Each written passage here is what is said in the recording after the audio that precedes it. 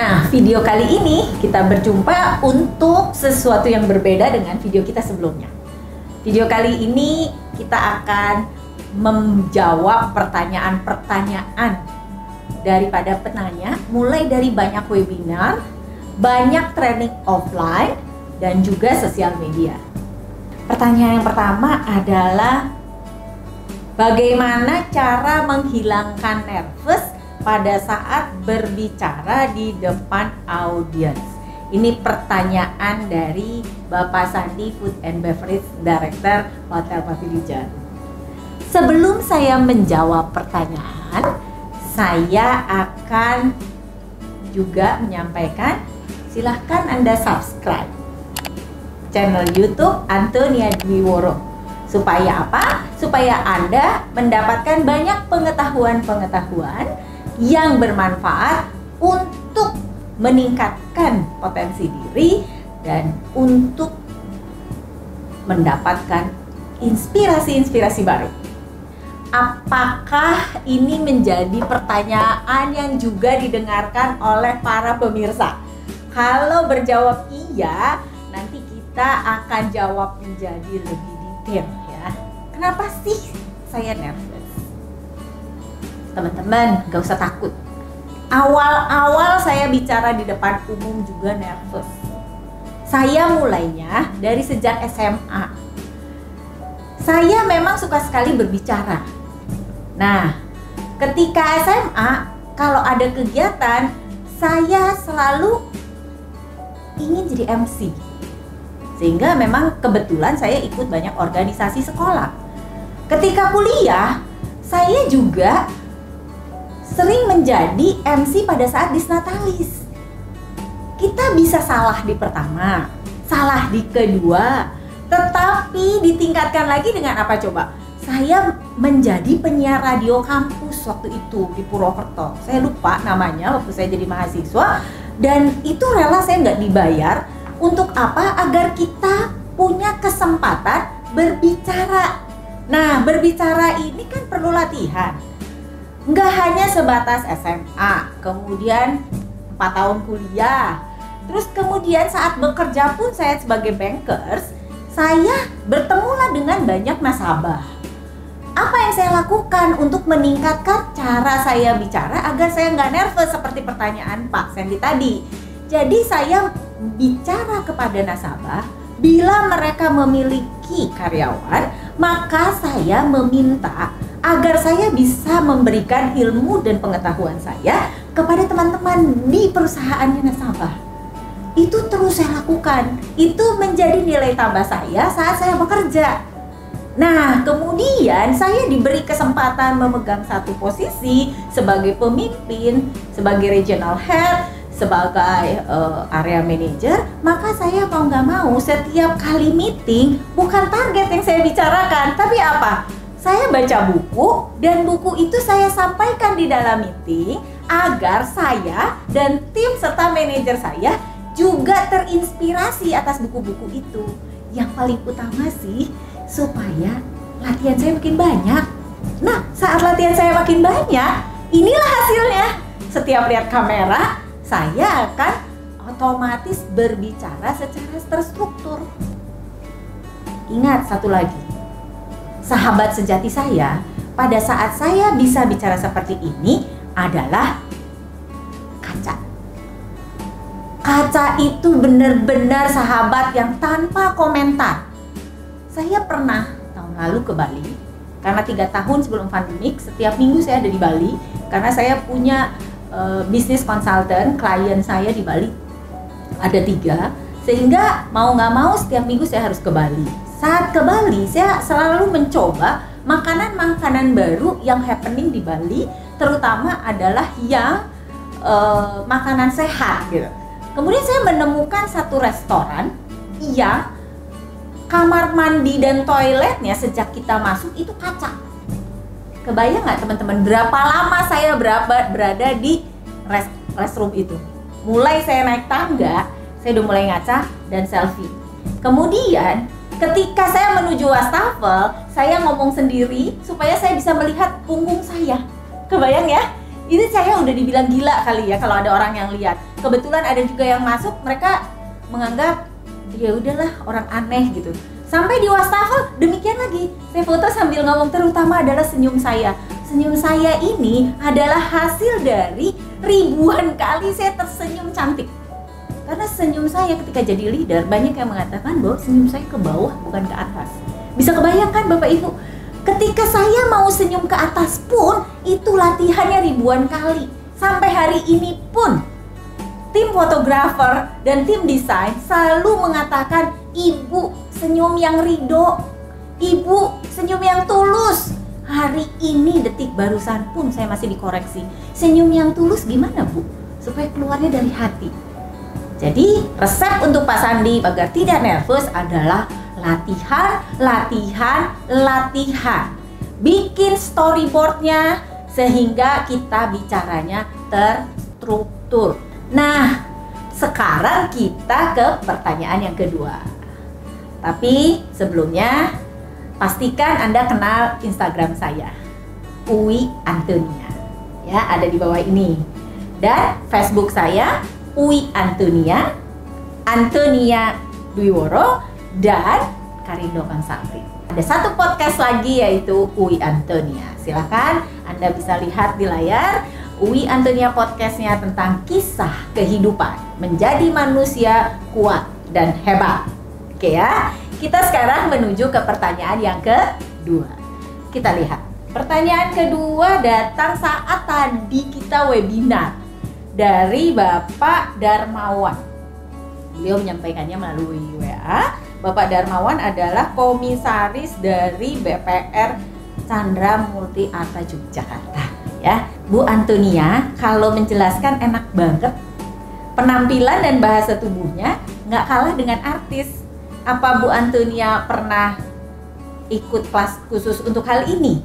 Nah, ini pertanyaan Pak Darmawan dari Jogja ya. Ya, Pak Darmawan. Saya menambahkan atau membold kata-kata saya tadi. Kaca adalah sahabat saya. Untuk jadi enak didengarkan, untuk bisa sinkronisasi antara pikiran dan body language kita adalah satu, kaca. Kedua, latihan. Itu tadi di pertanyaan Pak Sandi. Ketiga, update pengetahuan. Bisa nonton YouTube, bisa baca jurnal, bisa baca buku, bisa baca e-book, bisa juga kita sharing dengan mentor. Mereka-mereka yang bicaranya bagus, mereka-mereka yang bicaranya terstruktur, itu bisa membuat body language kita sinkron dengan pikiran kita. Itu karena apa? Karena pikiran, mulut, dan body language-nya itu sudah mulai tersinkronisasi. Artinya kita bicara bukan lagi harus menghafal. Kita bicara sudah menjadi bagian antara topik dan diri kita. Jadi sudah menyatu dengan topik dengan badan dan pikiran kita. Maka kita nampaknya enak dalam berbicara karena seperti ngobrol. Jadi bicara kita agar enak dilihat orang, agar intonasinya juga menyenangkan, kita juga harus kembali pastikan bahwa topiknya dikuasai. Ya, untuk menguasai itu adalah dengan baca. Bacanya setiap hari. Coba minimal sejam atau minimal satu buku. Bukunya boleh yang halamannya cuma 10, nggak apa-apa. Tetapi mulai dari buku. Kemudian jurnal yang cuma resume misalnya 1 halaman. Bisa jadi. Kemudian juga kita diskusi kalau kita nggak suka membaca. Jadi atau kita nonton YouTube. Nah, itulah yang membuat kita terus masukkan ke dalam pikiran kita, jadilah itu perilakunya kita. Nah, kalau saya perilakunya adalah menjadi orang yang selalu bicara sampai kalau ada kamera sekarang, saya pasti akan bicara. Langsung tulis judul topiknya di storyboard saya, di flip chart saya, kira-kira kita mau bicara apa? Dan langsung mengalir apa yang ingin dibicarakan. Begitu Bapak Darmawan, semoga membantu ya. Jadi kita latihan, bertemanlah dengan kaca, kemudian membaca, menonton, tambahkan pengetahuan, jadikan menyatu dengan pikiran dan pengalamannya kita, maka kita bisa berbagi dengan senyum, body language yang sinkron. Kita lanjut pada pertanyaan ketiga. Pertanyaan ketiga dari mahasiswa, dia melalui sosial media ya, Instagram. Emilia bertanya, coba ya, Emilia mahasiswa Maranatha, Bandung. Kayak udah prepare, jadi perasaannya dia tuh kayak udah prepare semuanya, tapi tiba-tiba blank, hilang. Terus karena di pikirannya Emilia itu takut nggak bagus, jadi ada perasaan takut nanti hasilnya nggak bagus. Jadi aja apa yang sudah disiapkan semalam sampai nggak tidur itu blank. Oke, apakah juga pemirsa menerima hal seperti ini banyak? Hal banyak, yuk kita simak. Kita ulangi ya. Yang pertama tadi dari pertanyaan Pak Sandi, pertanyaan Pak Darmawan, sekarang pertanyaan daripada Emilia mahasiswa.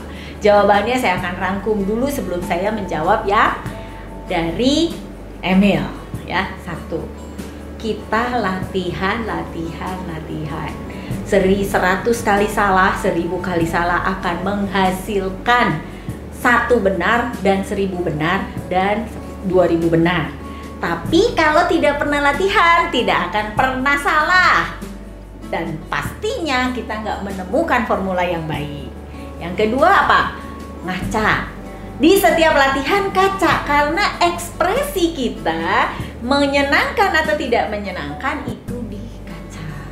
Atau yang lebih modern, di depan kamera, di depan handphone, supaya bisa diulang, dikirim kepada sahabat kita, ditanyakan, bagus nggak video saya? Senyumnya gimana? Metode bicaranya gimana? Topiknya gimana? Banyak hal ya, itu saya tambahkan untuk yang terakhir mengenai di depan kamera. Kita tag di sosial media, banyak komen, itulah feedbacknya. Terus yang kemudian, yang Pak Darmawan, kita tambahkan pengetahuan. Bisa dengan membaca, bisa dengan nonton YouTube, bisa dengan sharing. Kemudian kita bisa baca buku atau e-book. Kemudian kita praktekkan.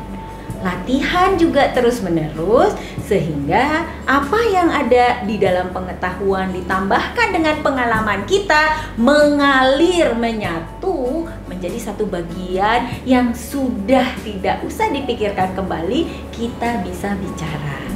Sehingga body language kita, ekspresi wajah kita, isi pikiran kita selaras. Sekarang Emil bilang, tiba-tiba jadi blank. Saya udah siapin itu semua loh. Jadi blank karena takut.